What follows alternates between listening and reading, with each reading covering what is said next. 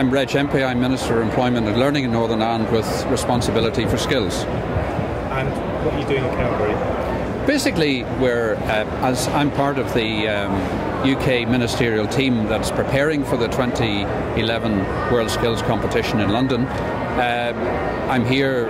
We are having a meeting of UK ministers during the event here, but I'm here to see how Calgary are doing it, to see what lessons we can learn for London in 2011.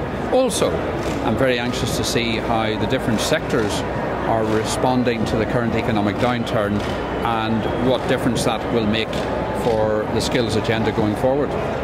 So the importance of skills in the economic downturn? Well, all the evidence points to the fact that if a company is able to invest in the skills of its workforce in a downturn, it's 2.5 times more likely to succeed than those companies who don't.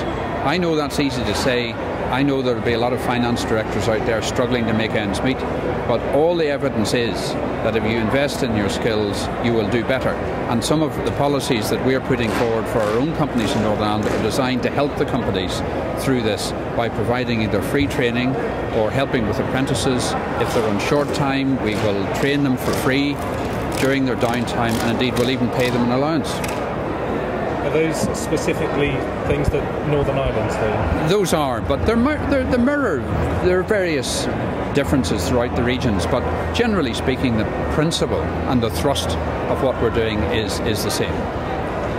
So what are your impressions of WorldSkills Calgary? Well, I think the first impression is the scale of it. I mean, for most people, they hear about WorldSkills competition, oh, that's jolly good, but until you're actually here and you see and feel the scale of it, it really is a massive logistical operation.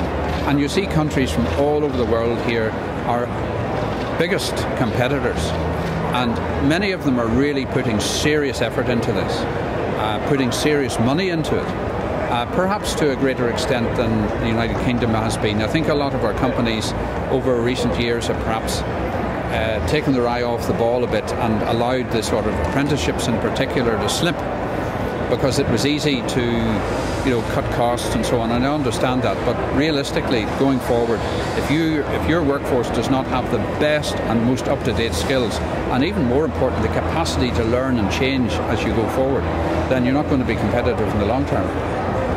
How do we need to promote skills in the UK? Well, I think we have to make a major effort to get the press to become interested into it and to understand it, particularly those sections of the press that are relevant to this, like the business press and the specialist press.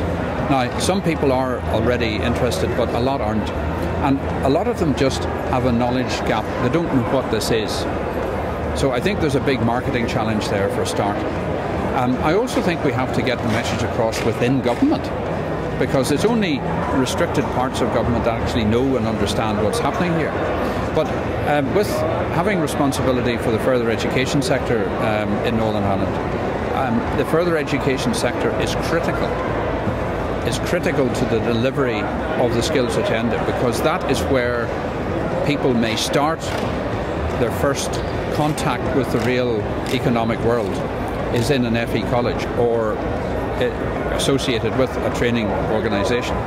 So I think that the FE sector is becoming much more aware and much more flexible in how it approaches things. So we certainly have put a lot of investment into it. We've practically rebuilt the whole FE estate. We're giving them the best opportunity that we can to go forward, and we are finding them that they are responsive.